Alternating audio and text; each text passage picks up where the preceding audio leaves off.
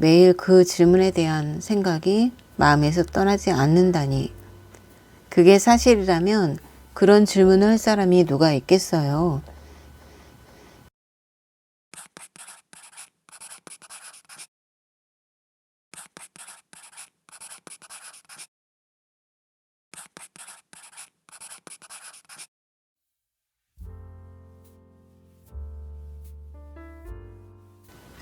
마음을 정하고 메뉴판을 다시 읽어보았다. 음식점에 찾아온 손님에게 묻기 적당한 질문은 아닌 듯했다. 식당에 앉아서 음식을 먹는 사람이 자기가 식당에 왜 왔는지 물을 수도 있나? 그렇다고 식당 주인에게 할 질문도 아니었다.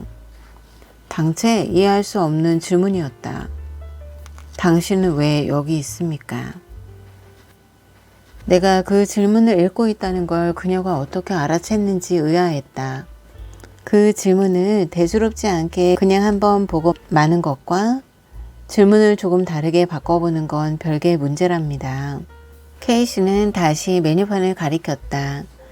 그 질문을 다른 사람에게 하는 것이 아니라 스스로에게 하는 질문으로 한번 바꾸어 보세요. 그러면 스스로가 달라지는 것을 느낄 수 있답니다. 어안이 벙벙했다. 스스로가 달라진다고? 도대체 그게 무슨 말인가? 나는 메뉴판을 내려다 보았다. 그랬더니 이제 더 이상 그 질문은 당신은 왜 여기 있습니까가 아니라 나는 왜 여기 있는가로 보였다. 케이씨는 말을 이어갔다. 그 질문은 가볍게 흘리고 지나갈 부분이 아니에요. 질문을 흘끗 보는 것으로 끝내면 곤란해요.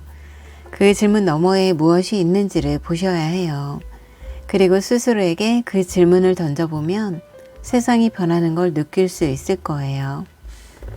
일단 그 질문이 떠오르면 질문에 대한 답을 찾는 것이 존재의 이유가 되어 버린답니다. 매일 아침 자리에서 일어날 때는 물론이고 하루 종일 그 생각이 머릿속에서 떠나지 않게 되는 거죠. 심지어는 잠을 자는 동안에도 계속 그 생각을 하게 된답니다. 지금 이야기하는 이 모든 것이 다 고맙긴 한데 당신이 하는 말은 왠지 불길하게 들리거든요.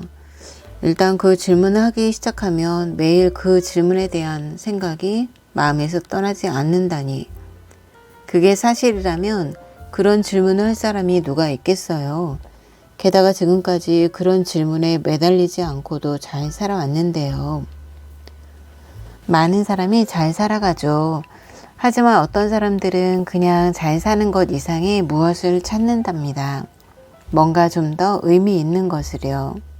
솔직히 말해 나는 최근 몇 년 동안 인생에는 내가 알고 있는 것 이상의 어떤 의미가 있는 게 아닐까 하고 생각해 오던 터였다. 그렇다고 내 인생이 형편없었다는 뜻은 아니다. 때로 좌절하는 순간도 있었지만 훌륭한 직장에 다니고 있었고 좋은 친구들도 있었다. 어떤 의미에서는 꽤 괜찮은 좋은 인생이라 할 수 있었다. 하지만 마음 깊숙한 곳 어디인가 설명하기 어려운 묘한 느낌이 도사리고 있었다. 그럼 일단 나는 왜 여기 있는가 라는 질문을 던지면 그 질문을 무시하지 못하게 된다는 말인가요? 아까도 말했지만 그 질문을 던지고 나면 해답을 찾고 싶은 욕심이 커져요. 그리고 그 답을 찾으면 아주 강력한 힘을 느끼게 되죠. 자기가 이곳에 있는 이유, 이 세상에 존재하는 이유, 그리고 사는 이유를 깨달으면 깨달은 대로 살고 싶어져요. 그건 마치 보물지도에 X 표시된 보물이 숨겨진 곳을 찾아 나서는 것과 같아요. 그 표시를 보면 무시하기 힘들죠. 마찬가지로 존재의 이유를 깨달으면 깨달은 대로 살지 않고 그냥 살아가기가 더 힘들어진답니다. 가장 행복한 사람은 바로 자신의 존재의 목적을 찾아내고 그 목적을 이루는 데 도움이 되는 일을 하는 사람이랍니다. 우리는 마음만 먹으면 그 어느 때보다도 쉽게 갖가지 정보라든가 여러 분야의 사람들, 다양한 문화와 접할 수 있어요. 존재 목적을 달성할 수 있는 방법을 찾을 때 우리 스스로가 그런 정보나 사람, 문화에 접하는 것 자체를 거부하는 게 문제지요. 나부터도 얼마든지 새로운 시도를 할 수 있는데 그 가능성을 잘 활용하지 못하고 살고 있는 것 같습니다. 하루하루 반복되는 내 인생을 되돌아보면 그날이 그날인 것 같아요. 변화가 거의 없습니다. 좀 이상하게 들릴지 모르지만 저는 어떻게 살아야 하는가에 대한 인생의 지혜를 녹색 바닥 거북한테서 배웠어요. 제 바로 오른쪽으로 녹색 바닥 거북이 유유히 헤엄을 치면서 지나가는 거예요. 얼마나 황홀했는지 몰라요. 저는 수면 위로 올라와서 바닥 거북을 자세히 보았어요. 바닥 거북은 발을 흔들기도 하고 그냥 물 위에 떠 있기도 하면서 아주 천천히 움직이는 것처럼 보였어요. 하지만 막상 제가 바닥 거북을 따라가려고 하니까 도저히 따라잡을 수가 없었어요. 물 위에 동동 뜬 채로 가만히 지켜보니까 바닥 거북은 물의 흐름에 맞춰 움직이고 있더라고요. 파도가 바닥 거북 쪽으로 다가올 때 거북은 그냥 떠 있기만 했어요. 그냥 그 자리에서 자세를 유지할 수 있을 정도로만 파닥거렸죠. 그러다가 파도가 먼 바다 쪽으로 쓸려갈 때는 열심히 파닥거리는 거예요. 자기가 나아가려는 방향으로 갈 때 파도의 힘을 적극 활용하고 있었던 거죠. 제 생각에 그 거북은 우리가 원하지 않는 일을 하며 인생을 보내고 있다는 것, 헛된 짓으로 많은 에너지를 낭비할 수도 있다는 이야기를 해준 것 같아요. 지금 쓸데없는 일에 에너지를 낭비하고 있기 때문에 나중에 진짜 원하는 것을 할 수 있는 순간이 왔을 때 그 일을 하는 데 쓸 힘이나 시간이 남아있지 않을 수도 있다. 뭐 그런 걸 가르쳐 준 게 아닌가요? 제게는 정말 의미 깊은 순간이었어요.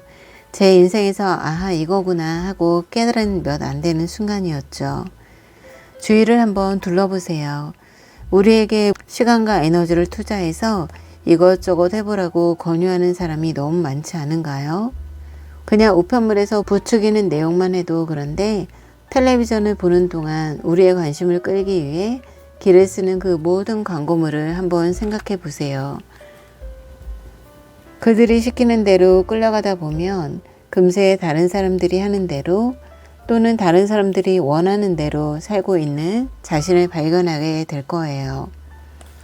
내 인생에서 밀려오는 파도는 바로 내 관심을 끌고 시간과 에너지를 가져가려 하는 모든 사람, 일, 그리고 사물이라는 걸 알았어요.